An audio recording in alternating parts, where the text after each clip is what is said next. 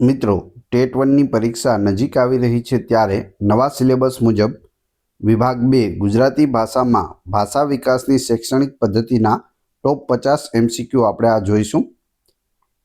30 ગુણનો આ ટોપિક છે. 30 પ્રશ્નો પૂછવામાં આવે છે અને 30 ગુણ હોય છે. આ પાર્ટ 30મો છે. આની પહેલાં 29 પાર્ટ અપલોડ થયેલા છે, ખૂબ જ અગત્યના છે. જોવાના બાકી હોય તો એ પણ જોઈ લેજો. છેલ્લે તમારી ટેસ્ટ લેવામાં આવે છે અને આ વિડીયોની ફ્રીમાં PDF પણ તમને પ્રોવાઈડ કરાવવામાં આવશે. તો જોઈએ ખૂબ જ અગત્યનો આ વિડીયો. સંદેશા વ્યવહારની ચોકસાઈમાં વ્યાકરણની મુખ્ય ભૂમિકા શું છે? વાક્યોને યોગ્ય રીતે ગોઠવીને અને ભૂલમુક્ત બનાવીને સંદેશનો અર્થ સ્પષ્ટ અને સચોટ બનાવવો. Option A. વ્યાકરણ અનુવાદ પદ્ધતિમાં વ્યાકરણને કેવી રીતે શીખવવામાં આવે છે? નિયમો અને સૂત્રોને ગોખાવીને નિગમન પદ્ધતિ દ્વારા શીખવવામાં આવે છે. સંચારલક્ષી ભાષા શિક્ષણમાં વ્યાકરણનું સ્થાન કેવું છે? પ્રાથમિકતા પ્રવાહિતાને અપાય છે. વ્યાકરણ સાધન તરીકે કાર્ય કરે છે જે સંદર્ભમાં શીખવવામાં આવે છે. નિગમન પદ્ધતિ એટલે શું? પહેલા નિયમો શીખવવા, પછી ઉદાહરણો દ્વારા તેની પ્રેક્ટિસ કરાવવી તેને નિગમન પદ્ધતિ કહે છે. આગમન પદ્ધતિમાં વ્યાકરણ કેવી રીતે શીખવવામાં આવે છે? પહેલા અનેક ઉદાહરણો આપવા, પછી વિદ્યાર્થીઓને નિયમ તારવવા માટે પ્રોત્સાહિત કરવા. પ્રાથમિક કક્ષાએ એટલે કે ધોરણ 1 થી 5માં વ્યાકરણ શીખવવા માટે કઈ પદ્ધતિ વધુ અસરકારક છે? તો તે છે આગમન પદ્ધતિ અને રમત પ્રવૃત્તિ આધારિત સંદર્ભમાં વ્યાકરણ.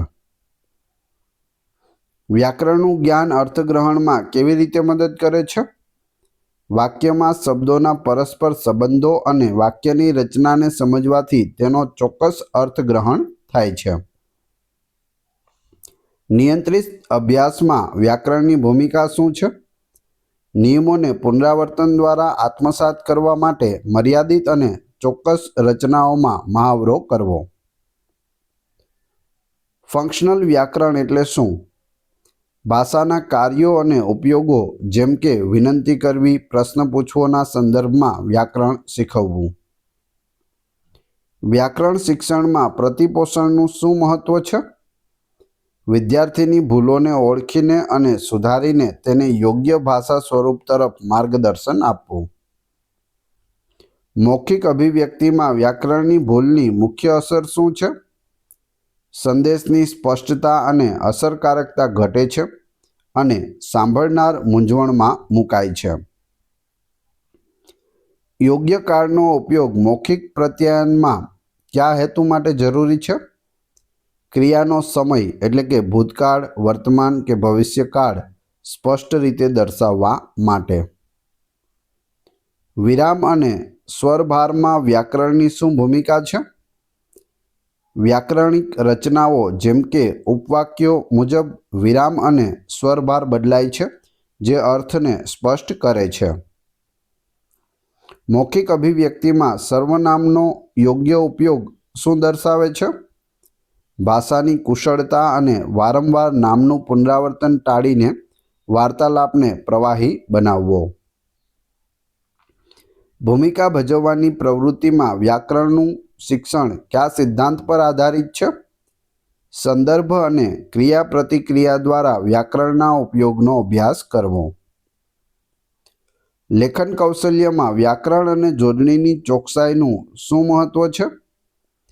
તે લેખનના અર્થને સચોટ બનાવે છે, વ્યાવસાયિકતા દર્શાવે છે અને લેખકની વિશ્વસનીયતા વધારે છે. લેખનમાં વિરામચિહ્નોની ભૂમિકા શું છે? વિચારોના એકમોને અલગ પાડવા, વાક્યની રચના સમજાવવા અને વાક્યમાં યોગ્ય અર્થ લાવવો.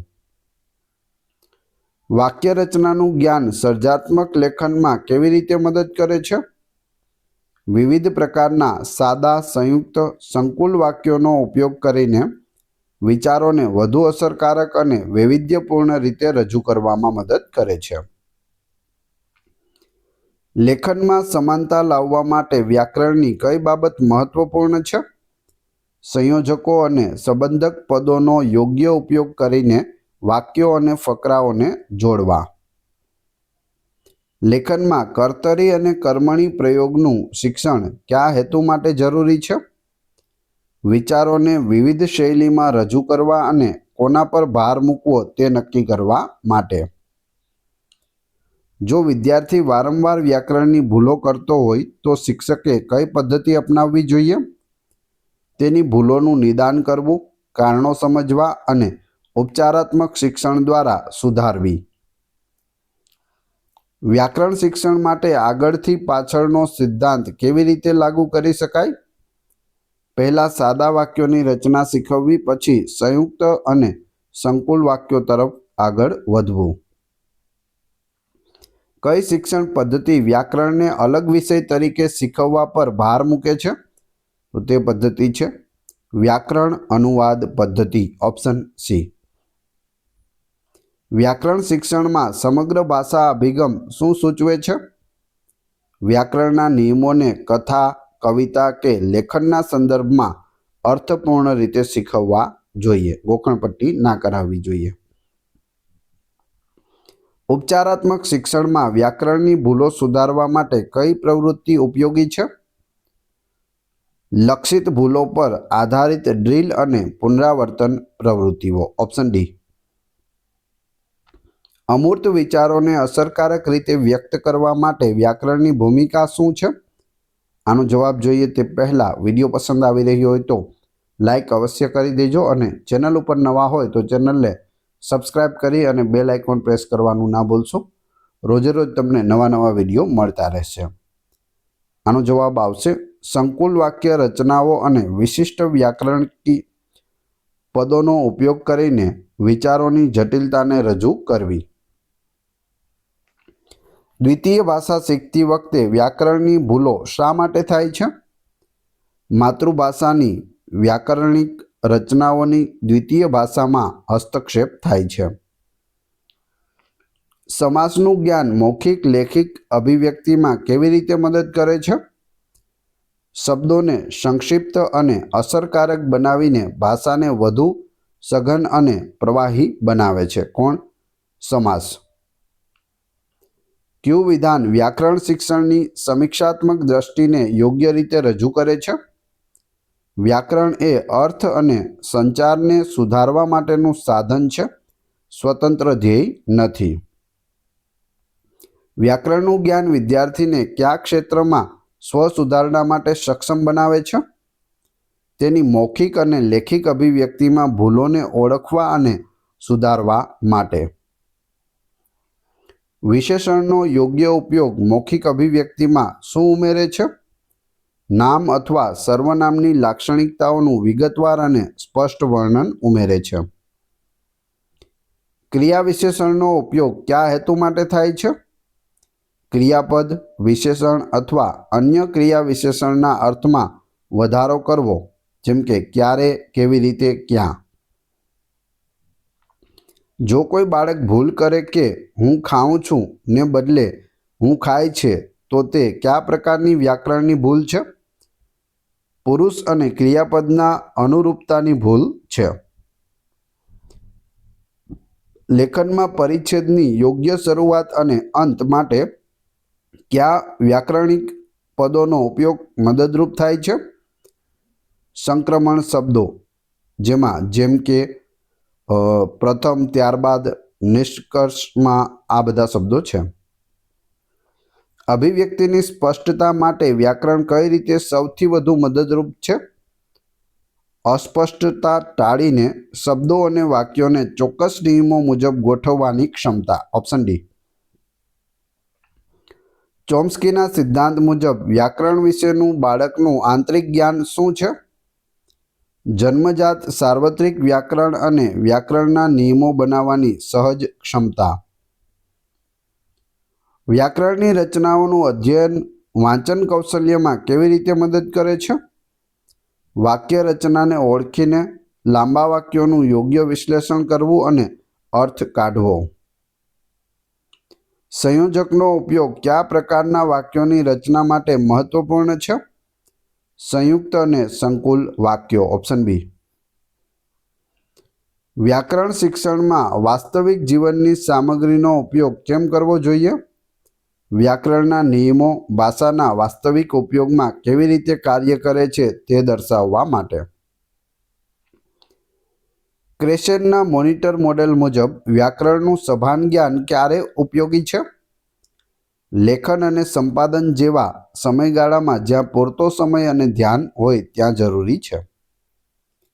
વ્યાકરણના નિયમોને ગોખવાને બદલે તેનું નમૂનાઓ દ્વારા નિદર્શન કરાવવું તે કયા શિક્ષણ સિદ્ધાંત પર આધારિત છે? સામાજિક જ્ઞાનાત્મક શિક્ષણ અને આગમન પદ્ધતિ. શબ્દ સમૂહ માટે એક શબ્દનો ઉપયોગ કરવાથી લખાણમાં શું સુધારો થાય છે? સંક્ષિપ્તતા અને અભિવ્યક્તિની ચોકસાઈ આવે છે. મૌખિક વાર્તાલાપમાં સંબંધક પદોનો યોગ્ય ઉપયોગ શા માટે જરૂરી છે? વસ્તુઓ, સ્થાનો અને સમય વચ્ચેના સંબંધોને સ્પષ્ટ રીતે દર્શાવવા માટે. સાદા વાક્યને સંકુલ વાક્યમાં રૂપાંતરિત કરવું કયા કૌશલ્યનો વિકાસ દર્શાવે છે? વ્યાકરણિક જટિલતા અને વિચારોને ગૌણ મુખ્ય સંબંધોમાં રજૂ કરવાની ક્ષમતા. જો કોઈ બાળક ભૂલ કરે કે તેણે ખાયું ને બદલે તેણીએ ખાધું તો શિક્ષકે કયા વ્યાકરણના નિયમ પર ધ્યાન આપવું? લિંગ અને ક્રિયાપદનો અનુરૂપતા. ઉપસર્ગ અને પ્રત્યયનું જ્ઞાન શું વધારે છે? શબ્દભંડોળ અને નવા શબ્દો બનાવવાની ક્ષમતા. કયું વિધાન વ્યાકરણને સંદર્ભમાં શીખવવાનું સમર્થન કરે છે? ભાષાના કુદરતી ઉપયોગમાં તેના કાર્યોને સમજી શકાય છે ઓપ્શન બી. જો કોઈ વિદ્યાર્થી વ્યાકરણના નિયમો જાણે છે પરંતુ તેનો ઉપયોગ બોલવામાં કરી શકતો નથી તો તે શું દર્શાવે છે? તેણે વ્યાકરણનું અધ્યયન કર્યું છે પણ સંપ્રાપ્તિ અને વ્યવહારુ ઉપયોગ થયો નથી. વિચારોની સંરચનામાં વ્યાકરણની ભૂમિકા શું છે? તર્કસંગત ક્રમમાં વાક્યોને ગોઠવીને અને યોગ્ય વ્યાકરણિક સંબંધો સ્થાપિત કરીને વિચારોનો પ્રવાહ જાળવવો. ભાષા શિક્ષણનો આધુનિક અભિગમ વ્યાકરણની ભૂમિકાને કેવી રીતે જુએ છે? સંદેશા વ્યવહારનું એક અનિવાર્ય સાધન જે ચોકસાઈ અને સ્પષ્ટતા પ્રદાન કરે છે ઓપ્શન ડી. હવે તમારી ટેસ્ટ જે આપણે વિડીયો જોયો તેમાંથી તમને અહીં પ્રશ્ન પૂછવામાં આવે છે જેનો જવાબ તમારે ક્રમશઃ કમેન્ટ બોક્સમાં આપવાનો છે. એ રીતે તમારે સમજવાનું કે માની લો પરીક્ષામાં પ્રશ્ન પૂછાઈ ગયો તો તમને જવાબ આવડે છે કે નહીં. એ પછી આપણે પીડીએફ વિશે પણ વાત કરીશું. ટેસ્ટમાં પ્રથમ પ્રશ્ન છે, સંયોજકનો ઉપયોગ કયા પ્રકારના વાક્યોની રચના માટે મહત્વપૂર્ણ છે? 4 ઓપ્શન આપેલા છે. બીજો પ્રશ્ન, નિગમન પદ્ધતિ એટલે શું? બંનેના જવાબ ક્રમશઃ કમેન્ટ બોક્સમાં આપી દેજો. આ વિડીયોની ફ્રી પીડીએફ આપને ટેલિગ્રામ અને વોટ્સએપ ગ્રુપમાં મળી જશે. બંનેની લિંક ડિસ્ક્રિપ્શનમાં આપેલી છે. વિડીયો પસંદ આવ્યો હોય તો લાઇક, કોમેન્ટ, શેર અને સબસ્ક્રાઇબ કરવાનું ના ભૂલશો. આ ચેનલ ઉપર ઘણા બધા વિડીયો અવેલેબલ છે. તમે ચેનલના નામ ઉપર ક્લિક કરી વિડીયોમાં જઈ બધા જ લેટેસ્ટ વિડીયો જોઈ શકો છો. ધન્યવાદ.